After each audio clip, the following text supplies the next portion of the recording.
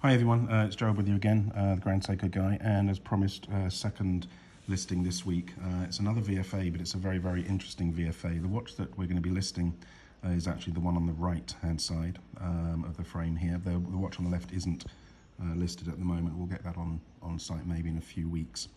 I want to talk about VFAs, just give a quick overview of the VFAs first of all.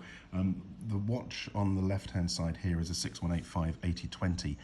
This watch dates from, in terms of production, dates from October 1969, and the reference was one of the four VFAs that was first shown in the 1969 Special Luxury catalogue.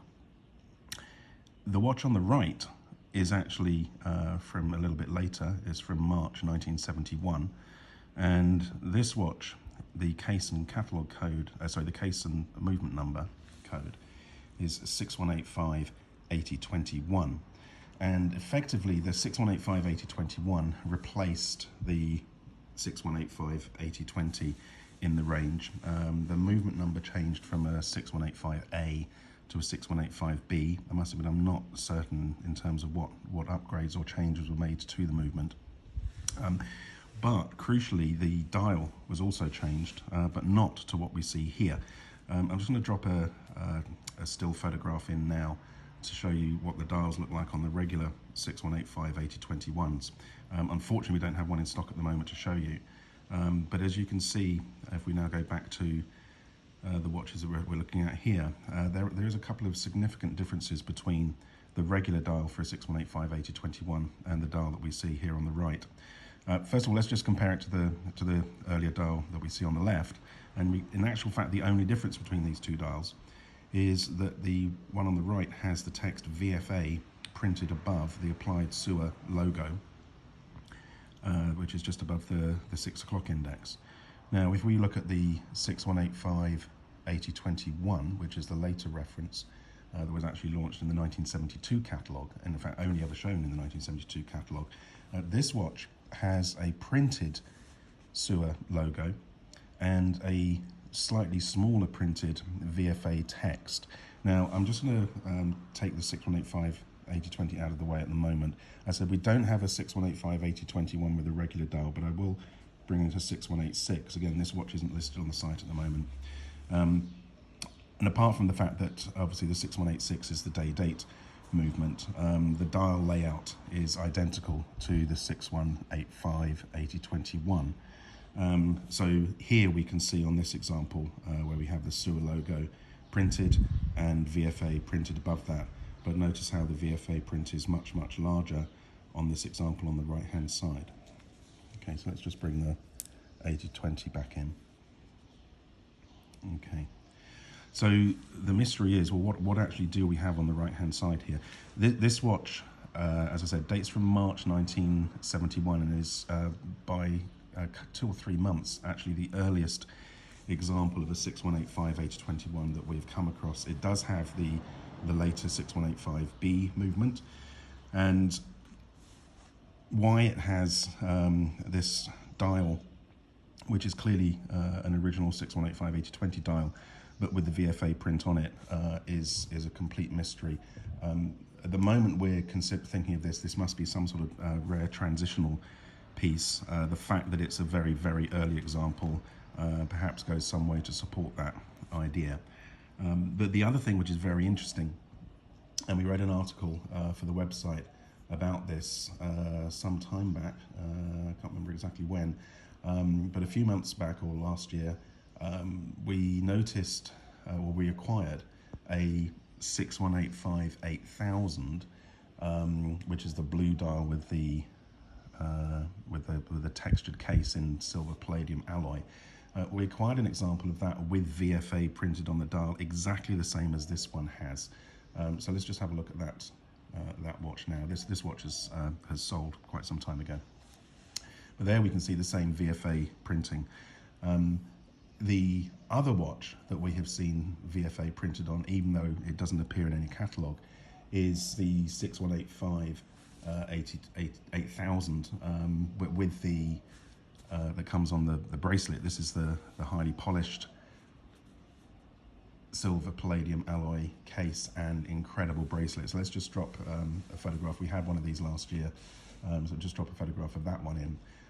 This example doesn't have VFA on the dial, but of all the examples that we have seen of this reference, so the 6185-8000, which is the one that's on the bracelet, and forgive me, is the 6185-8010 is the one with the textured, the hammered case.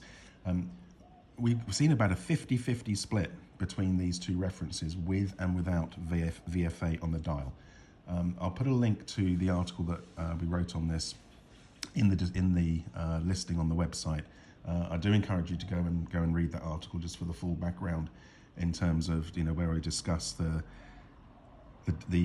case codes which indicate when the watch was manufactured, that don't really give any clue as to whether this was a change in production over time or whether these possibly are service dials in the case of the 6185-8000 and the 6185-8010. But as I say, those two are both very, very rare references. And it's very interesting that there seems to be a roughly 50-50 split, maybe slightly more in favour without the VFA on the dial of these two references. So that's sort of the background on this. I think what we'll do now is, let me just drop in the studio video that I shot earlier today. So I'll just bring that up and drop that in now. So here just to really see in much better resolution a much nicer video of this watch. You just really see the very, very good quality of the piece. And one of the things that I do need to highlight on this is that I do believe that the case on this reference on this particular example has been polished at some point in the past. I'll show that in detail when we go back. Okay, we'll go back to the live video. Okay, so let me just have a look at the case. One thing which is very interesting, I only actually spotted this as I was preparing the watches for this video. Let me just put these two together. What we can see here, in the middle maybe. Okay, so they're both 18mm lugs, but notice that the case, the one above, so this is the earlier 6185-8020, notice how much thicker the lugs are at the end point. So I'm just going to point that out here. Notice how thick, how wide they are, I should really say, there compared to here. Now, this is not a polishing issue in terms of the watch underneath. The watch underneath has not been polished away that much. How do we know that? Because we can compare different cases.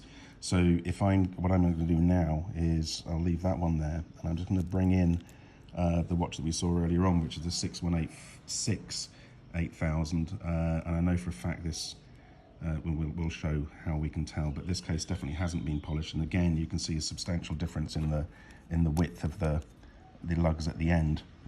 It's been much wider on the earlier watch above compared to this one here. And now we'll just do the final swap, just so we can now compare. The watch above the case has had some mild light polishing. We can see that it hasn't actually taken away any of the dimensions. Okay, so that was just a quick look at that. We'll look at the polishing on the case and compare them as well in a moment. But let's just talk over this as we move it around. As I said, it's a 6185B movement. These watches were originally spec'd to plus or minus 2 seconds a day, or plus or minus 1 minute a month. And this is in very, very nice condition. I'm just going to turn it over. I'll come back to this edge and compare that edge to an unpolished example in a moment. As I said earlier on, this is the earliest example of a 6185-8021 that we've seen, 1.3, so as I said, dating from March 1971. And just have a look on the crown side as well. The other thing to note about this watch is that this is not an original VFA crown. I'll show you the comparison between the regular crown and regular Grand Seiko crown from the 61s and the VFA in a moment. But very, very nice example. Let's just this is a good opportunity to look at to look at the polishing.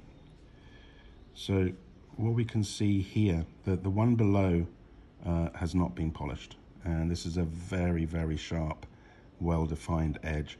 I've spoken about this before. What you'll see is on the one on the right is you can actually see that this is it's got a slight, sorry, the one on the right, the one above, it does have a slight curve to that edge. It's sharp, but it's not as sharp as the one underneath. So that's how you can tell that there has been some light polishing of this case over time at some point. Okay, right, so that's sort of the overview. Let's just bring this back in again for comparison.